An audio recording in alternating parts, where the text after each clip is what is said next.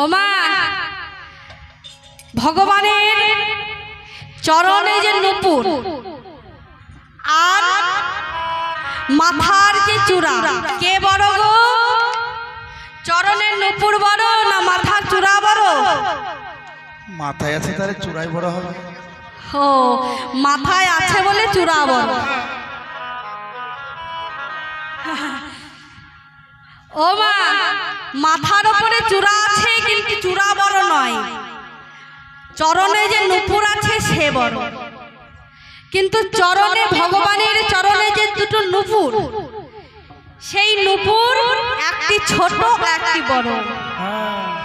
কেন না এক গুরু আর এক শিষ্য,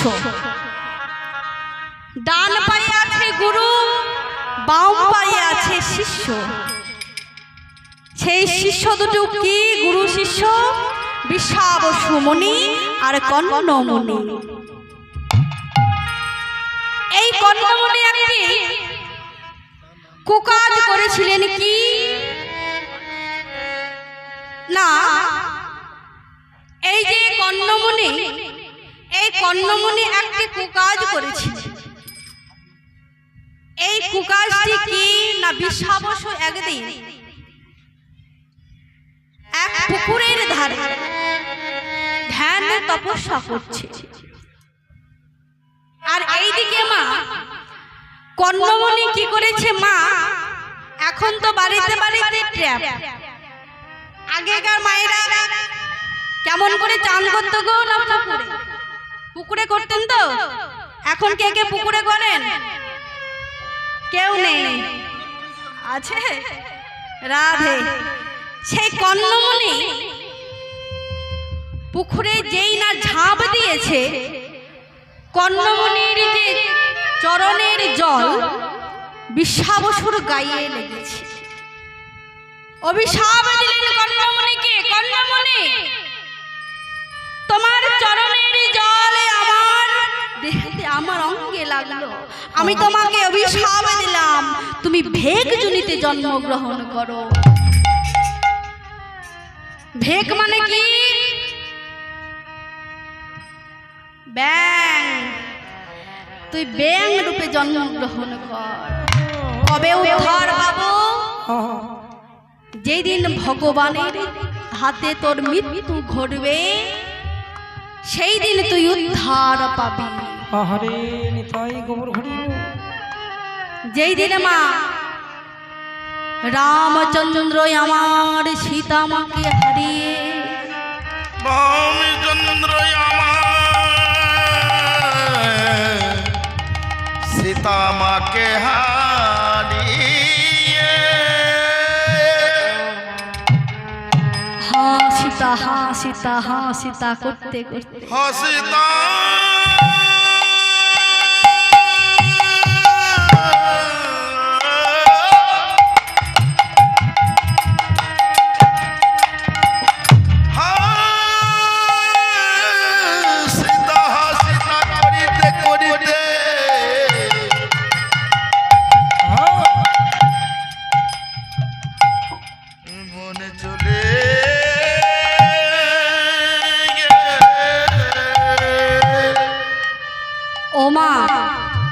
যখন হাসিতা হাসিতা করতে করতে লক্ষণ ভাইকে সঙ্গে করে আর হাঁটতে পারছে না বন মাঝে, রামচন্দ্রের হাতে কি থাকে গো? ধনুক। সেই ব্যাঙটি মা বসে আছে, আর রামচন্দ্র কি করেছে?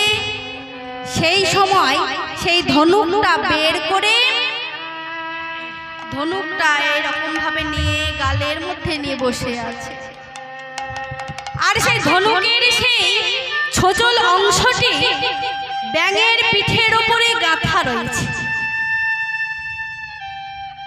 আর ঝরঝর ঝরঝর করে রক্তের স্রোত বয়ে যাচ্ছে।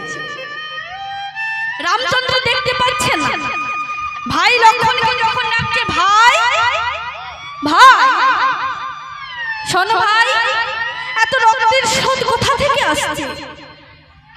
তখনও কিন্তু রামচন্দ্র দেখে না যে ওর যে ধনুকের ছোট অংশটি ব্যাঙের পিঠে গাঁথানো আছে। লক্ষণ ভাই বললেন, দাদা সর্বনাশ করেছ, একটা ব্যাঙকে তুমি আঘাত করেছ। চমকে উঠে দেখছে রক্তের সুদ বেয়ে যাচ্ছে। ব্যাঙকে হাতে তুলে বললেন, ওরে ব্যাঙ, তোর যখন সাপ যখন তোকে আহার করতে আসে তখন তুই হারাম হারাম হারাম বলে তুই ডাকিস। ওরে ব্যাঙ, আমার এই ধনুকের ছোচল অংশটি তোর গায়ে যখন স্পর্শ করল তখন তুই কি ডাকতে পারলি না? ও মা, ব্যাঙ তখন বললেন, হে হে গো গোবিন্দ, সাপ যখন আমার খেতে আসে তখন আমি হারাম হারাম হারাম বলে ডাকি, কিন্তু প্রভু গো, তোমার হাতে মৃত্যু ঘটছে আমার, আমি কারে বা ডাকিব?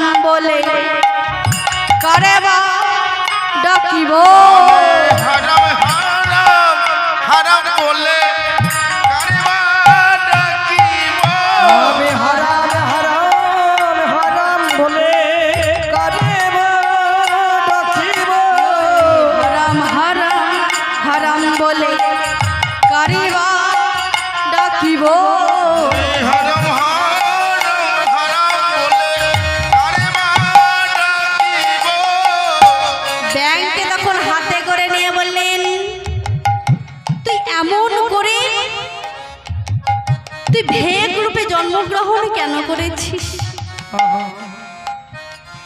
তখন প্রভু আমার ওই ব্যাঙের ওপরে হাত তুলে দিচ্ছে। সেই ব্যাঙটির নাম কি গো? ভগবানের হাতের চিহ্ন আছে। কি ব্যাঙ? সোনা ব্যাঙ, যে ভারী দেখতে সুন্দর, সেই পিঠে দেখবেন ভগবানের হাতের চিহ্ন আছে। তখন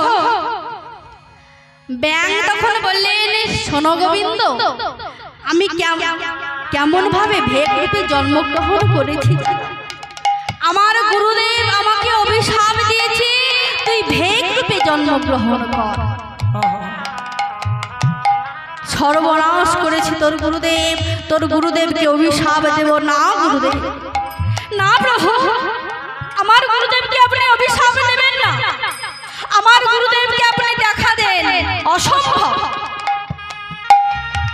যে গুরুদেব তোকে অভিশাপ দিয়ে ভেক জনিতে জন্মগ্রহণ করেছে তাকে তোকে দেখা দিতে হবে, তোর গুরুদেবকে দেখা দিতে হবে।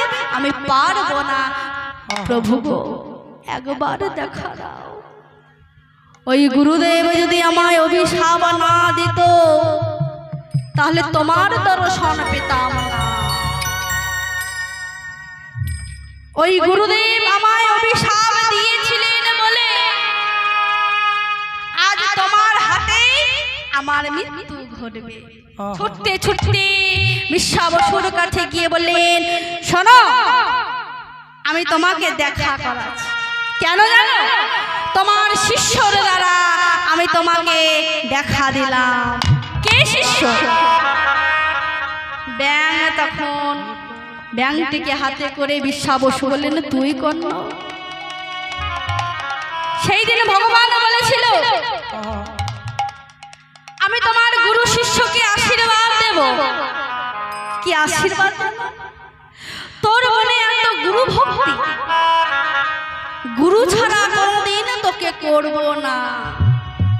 আমি যখন ভগবান হয়ে জন্মগ্রহণ করব, তোর গুরুদেব আমার ডান পায়ের নূপুর হয়ে থাকবে, আর তুই হবি আমার বাম পায়ের নূপুর।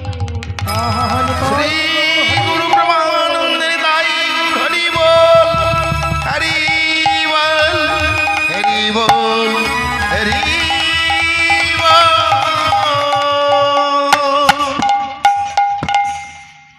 এই বিশ্বাবসু আর কর্ণ মনে হলো ভগবানের চরণের নূপুর।